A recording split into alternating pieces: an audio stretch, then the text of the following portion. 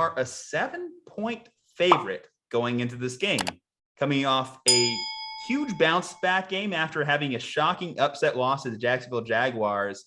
The Bills just decided, okay, we're just going to end the Mike White era. We're just going to end this man's whole career here on the field. Obviously, Mike White didn't play like a number 1 overall draft pick this past Sunday, as the Bills had 4 interceptions and a fumble against the Jets. They have one of the better defenses, and they're going against a Colts team that has been on the rise lately. Speaking of those pesky Jacksonville Jaguars, they actually gave the Colts a little bit of a problem too. So they're actually trending in the good direction, as that was a 1-possession game very late. And Carson Wentz, please stop throwing left-handed passes. For the love of God, my man.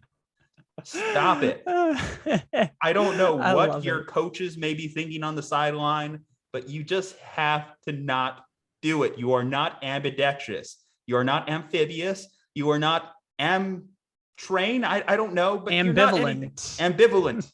You are not an ambivalent leader there, but you are starting to become a very good NFL quarterback again. And I have enjoyed watching you play this season, aside from the left-handed passes. This game is very close in my mind. I don't know why Vegas has this as a 7-point line.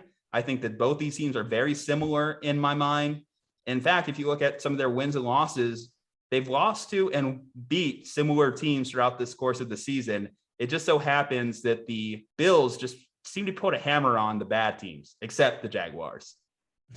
I am going to say the Bills win this game just because Josh Allen, yes, he's been a little bit up and down this year, but so has the Colts defense. The Colts passing defense is a bottom 3rd passing defense. The Bills defense allows over 5.7 yards per attempt on their defense. So I think that that's good enough to slow down the Colts passing attack. So good defense, good passing attack going against a mediocre pass defense.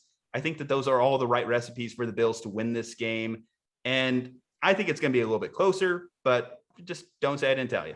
Yeah, reminder last year that the Colts should have been up 21-3 at halftime against the Bills in the playoffs if Rodrigo Blankenship doesn't miss a field goal and they don't get stuffed 3 consecutive times at the goal line. So last year, the Colts game plan just totally stifled the Buffalo Bills. I know it's a different Colts team and a different Bills team this year, but reminder, the Colts did match up very, very well against Buffalo last year. To go back to something you said before, Mike White is just the new Gardner Minshew, right? That's pretty much what just happened there, right? He was basically just Minshew for 2 magical weeks, and we all fell in love with him. And then he proved to be an undrafted rookie quarterback that nobody knew 3 weeks ago. See, I think his candle burned a little bit brighter than Minshew's, as it seems like that era ended awfully quickly. I would have remember loved the quarterback Jake controversy. Luton started a game instead of Minshew one time. So true, but I would have loved the controversy if Mike White was still balling and the Jets suddenly have to decide between the guy that was undrafted and the guy that they drafted at number 2 overall. Sadly, it was not meant to be. One little thing I want to throw in too before you really jump into your analysis. DeForest Buckner might miss this game as he has both abdomen, neck, and back issues. He played through it last week, but he is in danger of missing this week when you hear 3 injuries on the injury report there. And then also Kwity Paye got his first NFL sack this week against Jacksonville.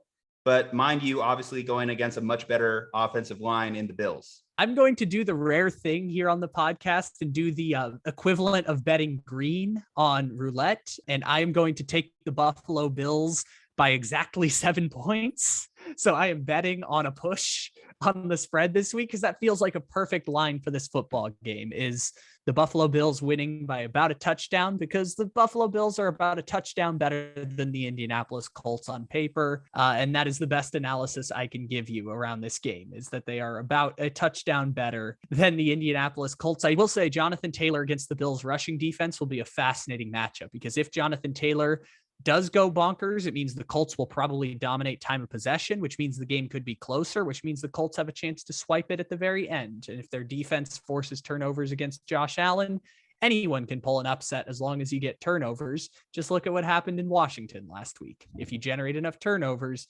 anyone can pull any upset on any given week. You did mention that the Bills have the 3rd best rushing defense currently in the NFL. So yeah, Jonathan Taylor definitely does have a task as the NFL's leading runner.